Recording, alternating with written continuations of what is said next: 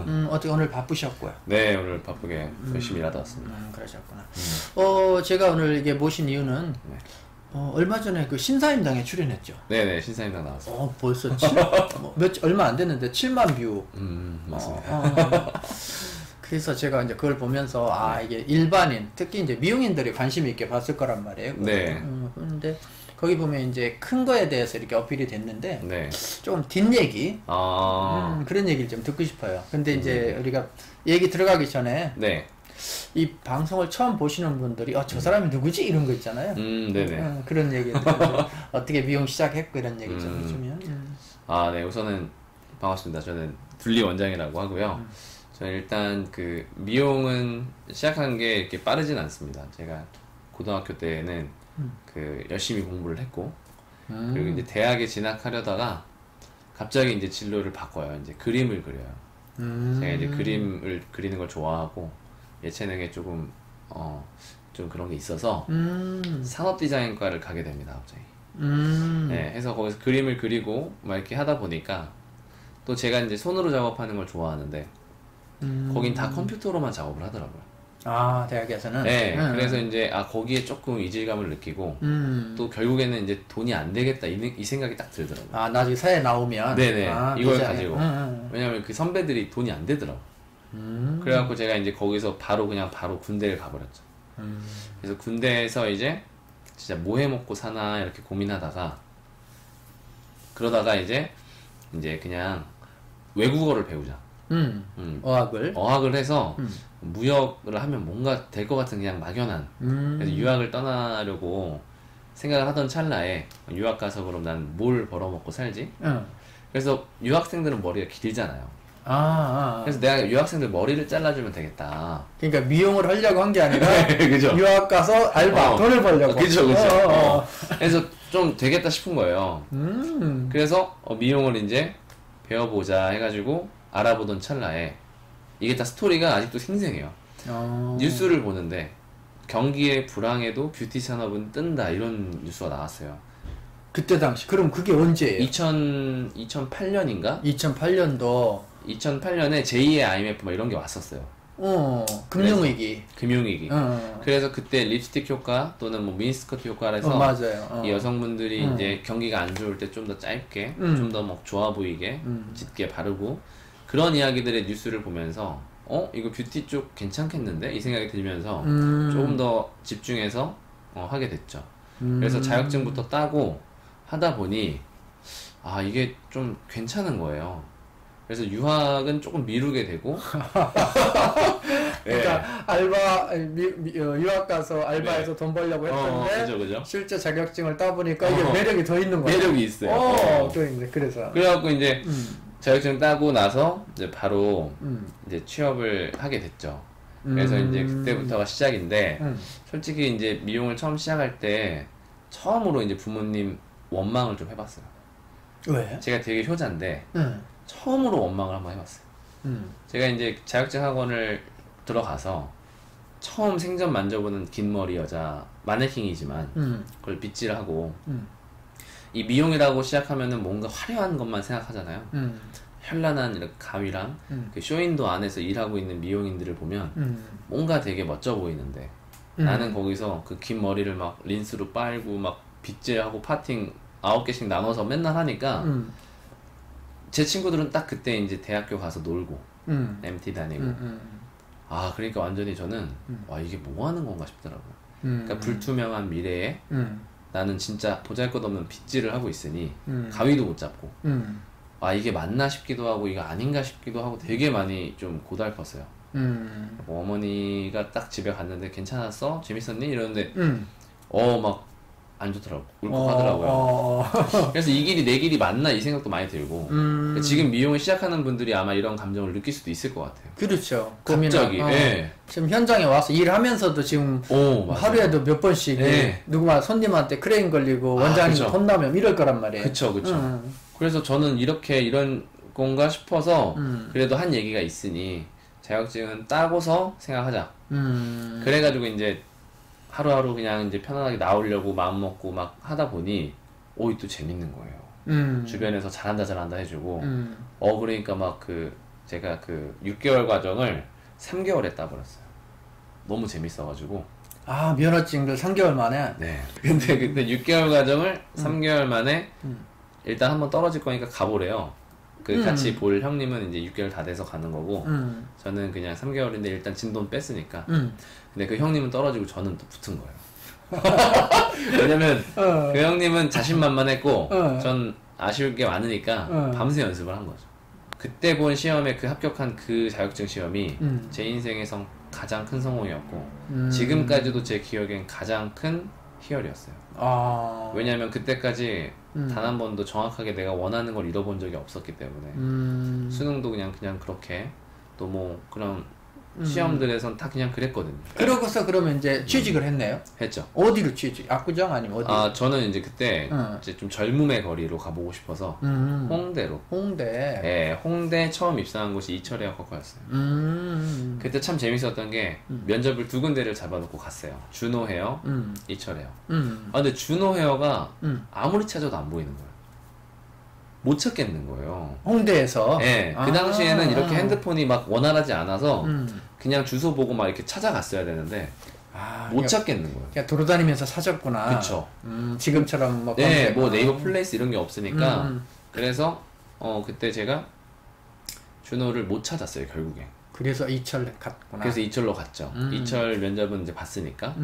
근데 이철 면접을 보고 나오는데 준호가 딱 보이더라고요.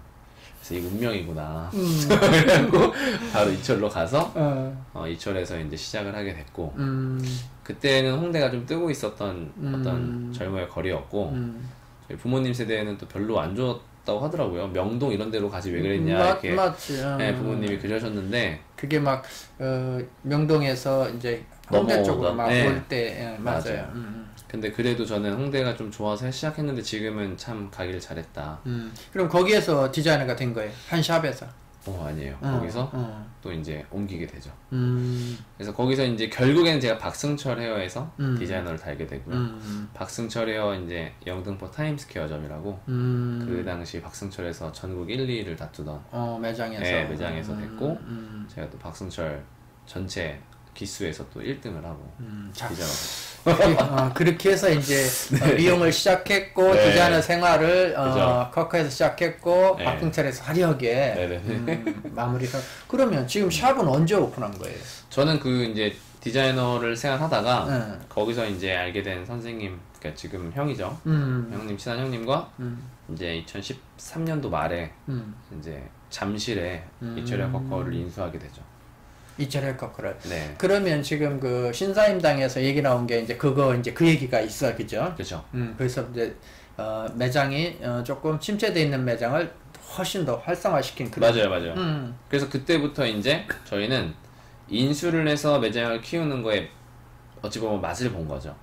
그 매장을 하면서. 네, 그 매장을 하면서. 근데 그 매장에 예를 들면 내가 자신 있었던 게. 네. 들어가면서 그런 게 뭐 포인트가 있었나요? 포인트가 있었던 게 저랑 그 같이 했던 형님이랑 둘이 이제 관리자로서 들어가는 거잖아요. 그러면서 동시에 저희는 그 테크니션이었기 때문에 그리고 이제 둘 다 되게 좀 괜찮은 테크니션이었어요. 매출이. 그러다 보니까 적어도 우리가 직원들 월급 주고 매장에 빵꾸는 내지 않지 않을까? 왜냐면 관리자의 역할도 하고 테크니션의 역할도 하면서 매출을 좀 할 줄 아니까. 그러니까 기본 매장 운영할 수 있는 기본 매출은 두 사람이 잡을 수 있다는 이제 그 자신감이 있었네. 자신감이 있었죠. 그러니까 적어도 적자는 안 나게. 그렇지. 그러니까 네. 두려움 없이. 그쵸. 보통 사람은 막 저게 대가마가 온갖 재는데. 그쵸.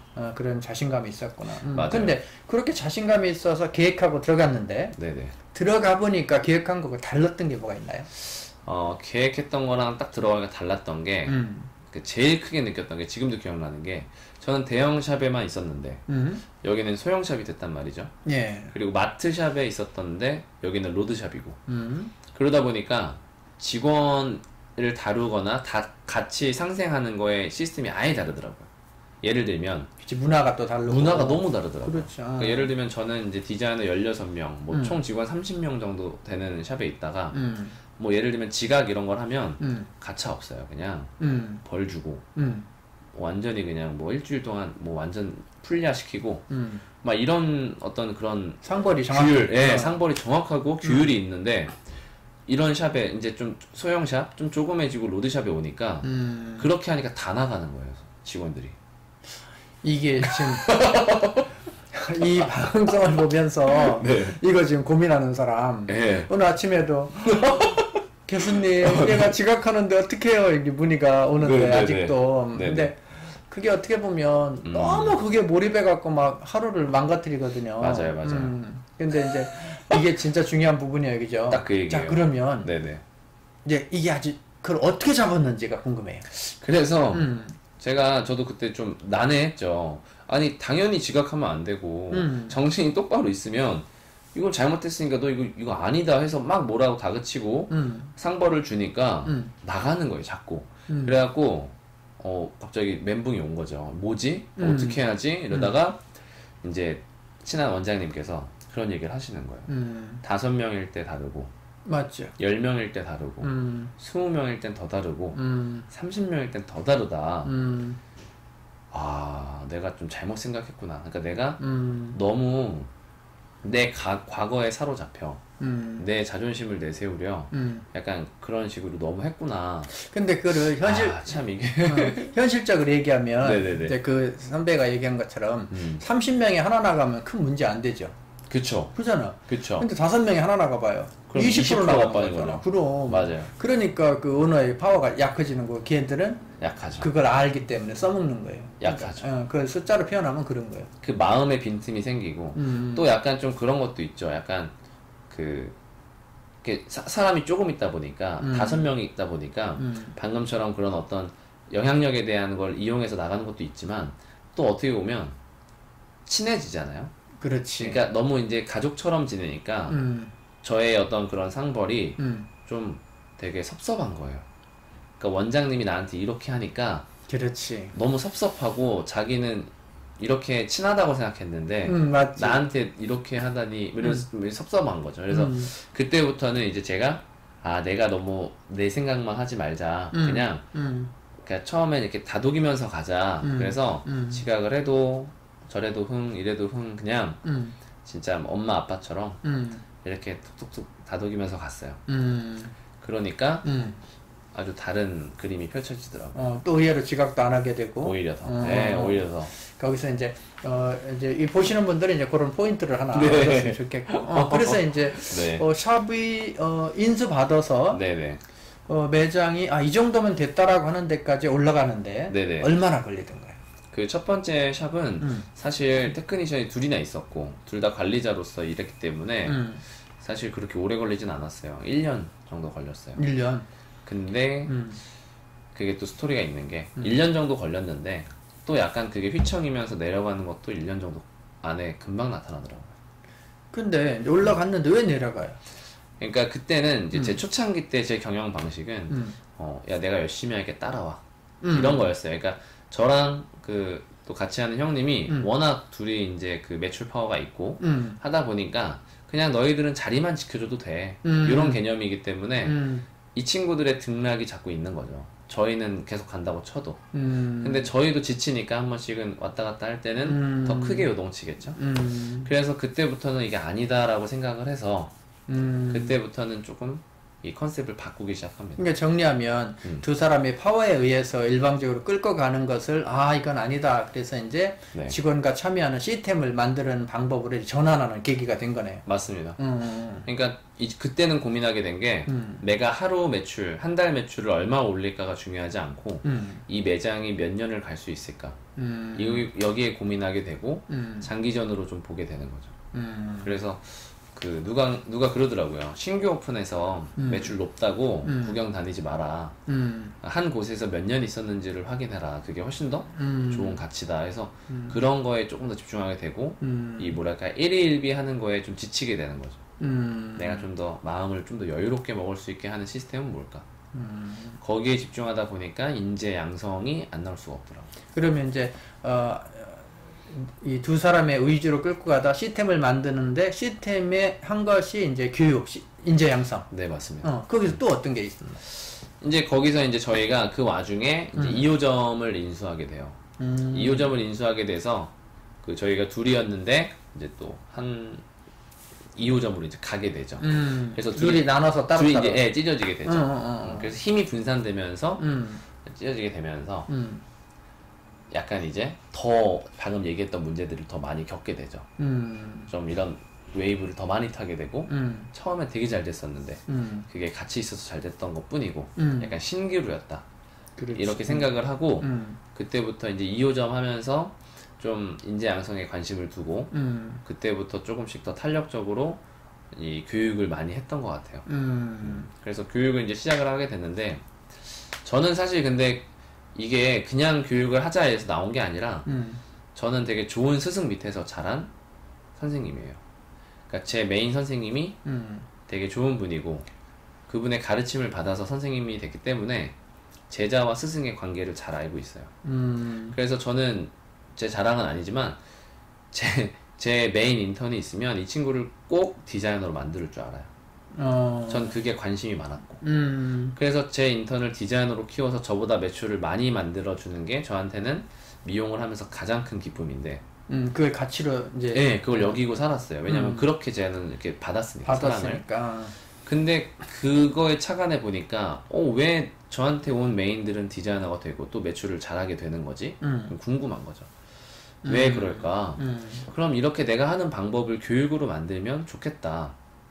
그래갖고 제자를 조금 더 많이 확산시켜서 많이 만들면 더 좋은 인재들이 많이 나오고 거기에 따른 나도 도움 많이 받겠다. 그래서 교육을 시작하게 되고 이제 디자이너 2년 반에서 3년 정도 과정을 그렇게 교육을 지내오면서 제자로 이제 매장을 채워나가게 되죠. 그럼 거기에서 그러면 처음에 인수받고 이제 2호점 오픈했잖아요. 네.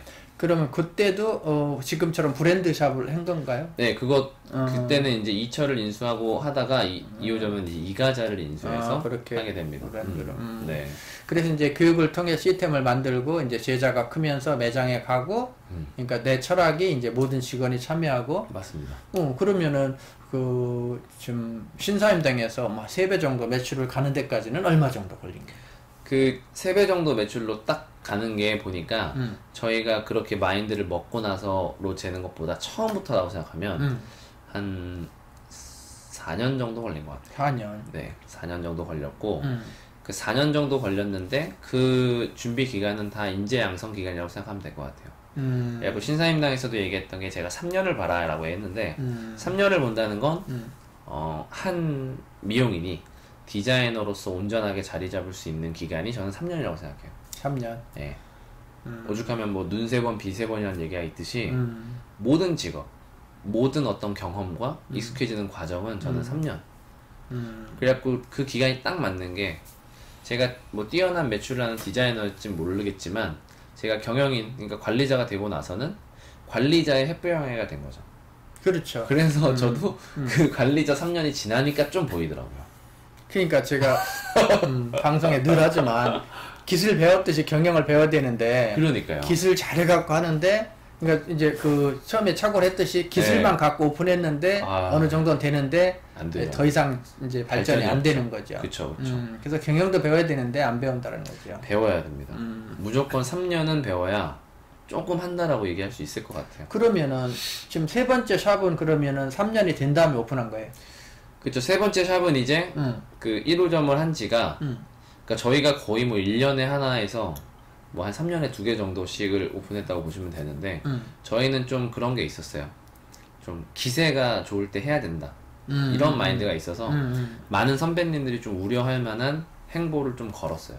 왜냐면 똑같이 가고 싶지 않았기 때문에 좀 기회가 생기고 누군가가 도움을 준다 그러면 그러니까 저희한테 막 인수 좀 해달라 이런 식으로 얘기가 와요. 그러면 조건이 좀 맞고 한다 그러면은 바로바로 좋다 해서 진행을 하고 이제 3호점까지 이제 또 하게 되죠. 3호점은 교대 이철의 커커를 인수하게 되는데 그때 이제 사람을 키워나가면서 저희가 인수해서 키우는 거에 대한 재미를 계속 알아가는 이유가 뭐냐면 한 매장이 있으면 어떨 땐 잘 돼요. 그리고 어떨 땐 좀 안 되고 또 잘 되고 또 안 될 때 이제 보통 지쳐서 팔아요. 근데 거기서 잘 되고 안 되고 안 될 때는 사실은 직원의 어떤 조직이 와야 되거나 움직일 때 그런 경우죠, 그죠? 그쵸. 그러니까 그거를 아니까 여기 매장을 왜 내놨는지를 알겠는 거죠. 그 저는 그렇게 생각해요. 한 매장이 있으면 그 매장의 그 과거의 최고 매출이 있잖아요. 그렇죠. 그 최고 매출은 절대 이 매장의 그 평생 최전성기 매출은 아니다라고 생각해요. 그렇죠. 그러니까 그 매출을 했다는 건 그 이상도 할 수 있는 가능성이 있다라는 뜻이지 이 매출 이상은 절대 못한다고 생각 안 하기 때문에 인수할 때 좀 그런 걸 많이 봐요. 사람만이 문제였는지. 그러니까 사람만이 문제였으면 자신 있다 이거죠. 지금 이제 거기에서 네. 이제 그러면 상권이 아니라 사람의 문제였다라고 하면 그 사람을 가르치고 교육할 수 있는 자신이 있었기 때문에 그쵸. 앞으로도 그렇겠네요. 앞으로도 사실은 맞아요. 그래서 저는 인수할 때 정액권 남아있는 거 괜찮다. 그 손님들 다 내가 가져가겠다. 왜냐면 다 잡을 자신이 있고 그리고 그 매장에서 최고 매출은 얼마였는지 최대 객수가 몇 명이었는지를 물어봐요. 그럼 거기서 한 20% 30%는 좀 올릴 수 있겠다라고 생각을 좀 많이 하는 편이에요. 그럼 거기에서 네. 기존 샵을 인수받을 때 이제 기존 이제 정액권 얘기를 했기 때문에 기존 그 디자이너들 있잖아요. 네네네. 그럼 디자이너들을 같이 흡수했나요? 같이 흡수합니다. 근데 이게 지금 이제 미용하신 분들이 그렇지만 먼저 원장님하고 이 길들여지던 문화에서 이게 문화를 바꾼다라는 게 참 쉽지 않거든요. 그 서로가 뭐 중간에 나가고 하는 경우 많은데 맞아요. 그거에 대한 어려움 그걸 어떻게 극복했는지. 솔직히 이건 또 우리 미용인들끼리 보는 방송이라서 좀 더 솔직하게 말씀드릴게요. 진짜 리얼로. 이게 저희는 절대로 있었던 분들을 나가라고 하지도 않고 그리고 뭐 만약에 좀 아리까리하다 그러면은 같이 해보자라고 이제 좀 이렇게 설득을 시킵니다. 왜냐하면 이 매장에 저희가 새로 들어와서 이 매장을 익혀 나갈 때 가장 중요한 역할을 해줄 수 있는 분들이 그분들이에요. 왜냐하면 잘 알고 있고 도움이 무조건 될 수밖에 없는 분들이에요. 그래서 그분들을 잘 잡아내고 같이 좀 시너지를 내면 그것보다 좋을 수는 없다고 생각해요. 근데 여기서 이제 어떤 전제가 있냐면 매장에 사람만이 문제였다고 생각하면 제가 아까 된다 했잖아요. 근데 그 사람이 누구냐면 사실은 관리자예요.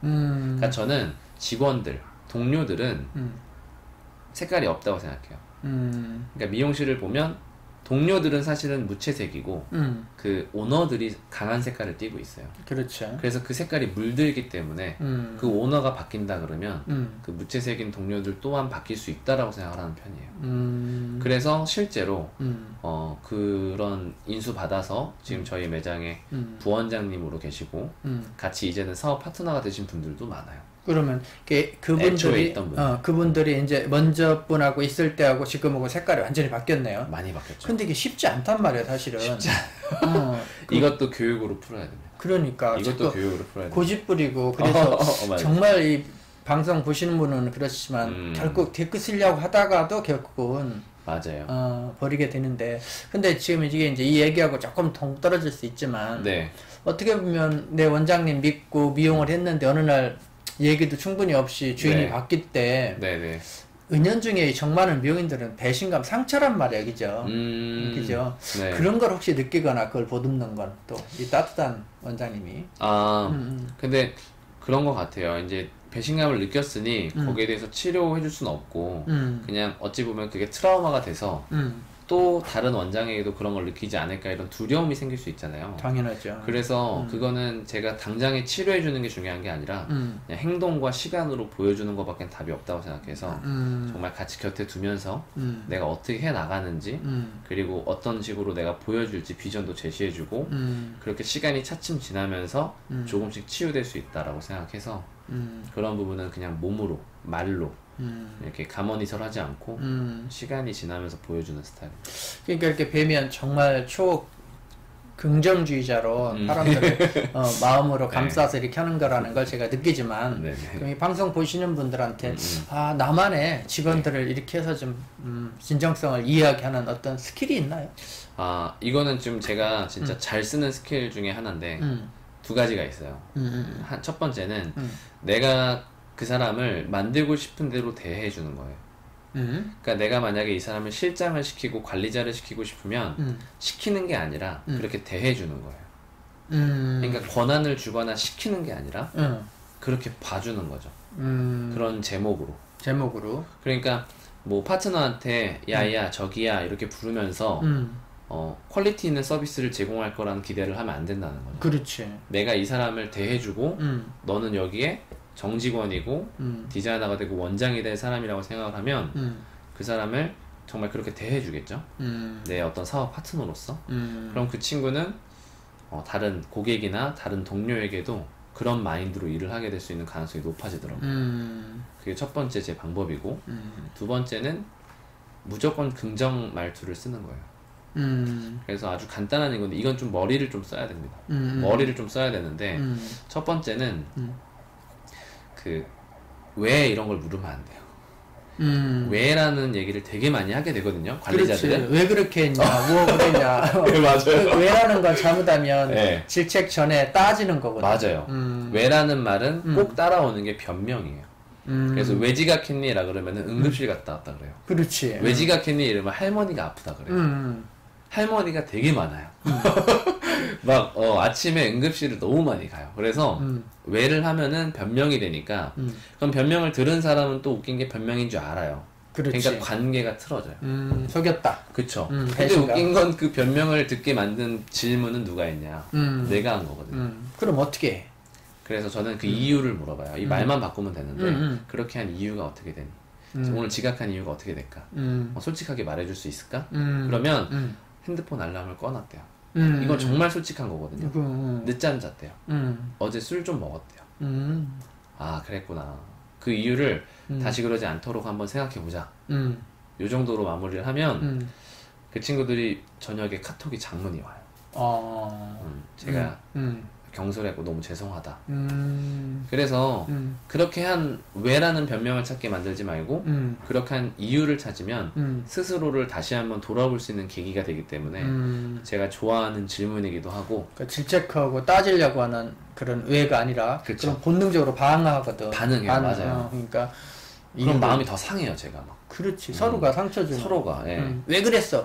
왜 그거뿐이 왜? 아 왜를. 그러니까 그 왜라는 게 나한테 쓰는 건 좋은 거거든요. 맞아요. 내가 왜 이럴까 하는데 남한테는 자, 또 어떤 게 있을까요? 또 하나 있다면 제가 이제 제자를 양성하는 방식인데 그 좀 고객한테도 제가 이제 먼저 주는 걸 해라 이런 얘기를 많이 하는데 우리 동료들도 마찬가지예요. 그러니까 뭐라고 해야 될까요?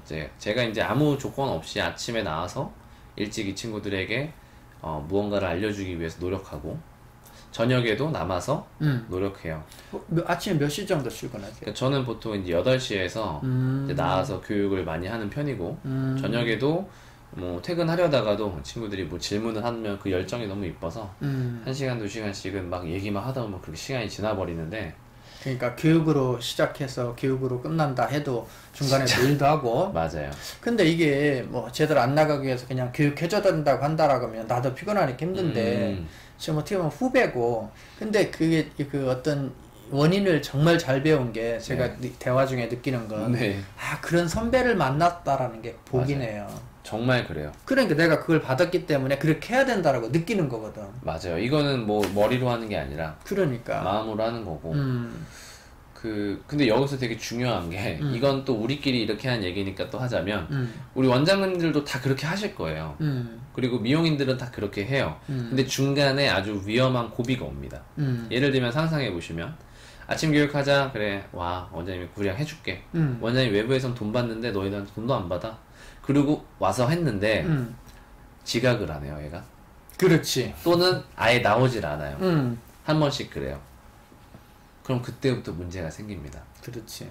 완전 돌아버리는 거예요. 원장님들이 막 자기는 저녁에 막 준비 막 해가지고 막 그렇게 되는 거죠. 그래서 안 나오고 제꼈어 얘기가. 그러면은 이제 그때부터는 이제 다시는 그런 거 안 한다 이렇게 돼버리는데 이걸 이겨내셔야 돼요. 이걸 이겨내셔야 돼요. 그러니까 저는 제가 좋아하는 요즘에 꽂힌 이야기가 사람은 이기적인 동물이고 모든 걸 다 나를 위해서 한다고 생각하면 편하다.